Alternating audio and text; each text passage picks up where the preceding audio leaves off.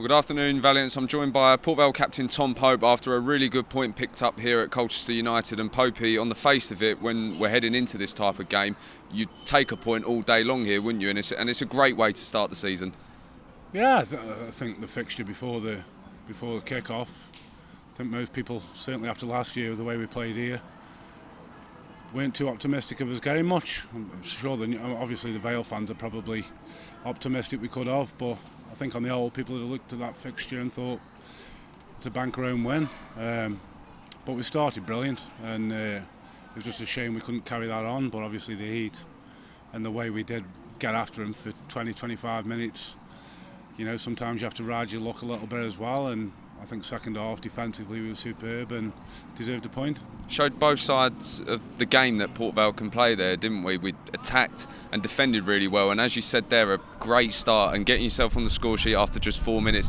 How much does that do to your confidence after a pre-season like that and getting on your first goal of the season after just 4 minutes like that? Yeah, I mean, it's always a great start to get up and running. Last year I scored on the first game, so it's always nice as a striker. Certainly getting a penalty after 4 minutes, you know, it's a nice start for me. But you know, it isn't about me. It's about the team, and you know, it's a great point away at Colchester, and hopefully it's give us something to build on for next week. You mentioned earlier about the last time we played here against Colchester, and it's safe to say they absolutely battered us. Does that play on your mind when you come into a game like this? Yeah, I mean, I said before in my article that I've never done well here, ever. I remember winning for Bury, but for Vale I don't think I've ever been on the winning team here. So it's one of them bogey teams that seems to be where every time I come here we don't seem to pick anything up. So it does play on your mind, but you've also got to have faith in your squad you've got and know if we can perform how we can, then we can win at any ground in the league. And after the start we had, like I say, for 20-25 minutes we were massively on top, and they started playing a little bit more. We found it a little bit more difficult to close them down for the effort we'd put in the first 25 minutes, and they managed to get a foothold in the game. But like I say, second half I thought we defended well and, you know, fully deserved a point. Does that send a big statement out to other teams, do you think, the fact that Port Vale won't be bullied by teams like this that maybe in the past we feared? Well, it is, and they're the biggest team in the league by a mile. You know, both centre halves are 6'5", 6'6". Harry Powell's 6'6" in the middle. Nooble's 6'5". You know, so set pieces. And Gibbo's not the biggest there either. No, not at all, and he was excellent. You know, sometimes against the likes of Lincoln last year when they scored 5 set pieces, you know, they're the kind of games where you can crumble and fold, and it just shows the strength of character the lads have got. We stood up. They didn't look a threat on set pieces. We didn't let them bully us. So yeah, it's a good start for us. Plenty of positives, as you said there, to take.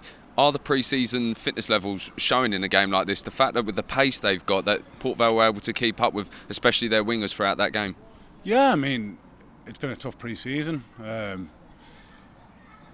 You know, for me, it's not so much, you know, I'm there to get hold of the ball and battle and wrestle with defenders. But the likes of David Moo and Wazza, Manny and Tom Conlon in the middle, try and support, you know, their energy levels are superb, and I think it showed. Like I say, I thought defensively we were really solid. The midfield didn't really get overrun, and we looked a threat on the counter. We probably didn't create as many chances as we'd like, but coming to somewhere like Colchester and getting a point, certainly a great start for us. Northampton up next. How do you approach that one now? Because there are options now within this team, especially in the attacking sense, the likes of Mark Cullen and Richie Bennett as well. The gaffer's got the options to rotate, and he has tempted at times with the 4-4-2 with you and Mark Cullen up front. How do you figure in that? What would you prefer to do for that game? It's easy. I play the same way regardless of if I'm on my own or not.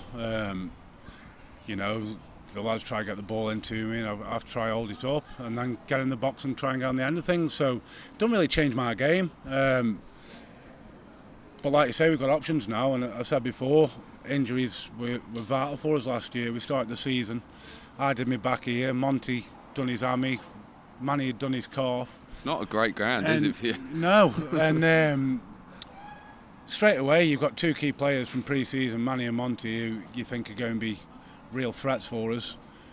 We're out for the start of the season, so I think with the squad we've got, we need to keep us men injury free, and if we can keep them injury free, then there's no reason why we can't win any game. But Northampton have spent well.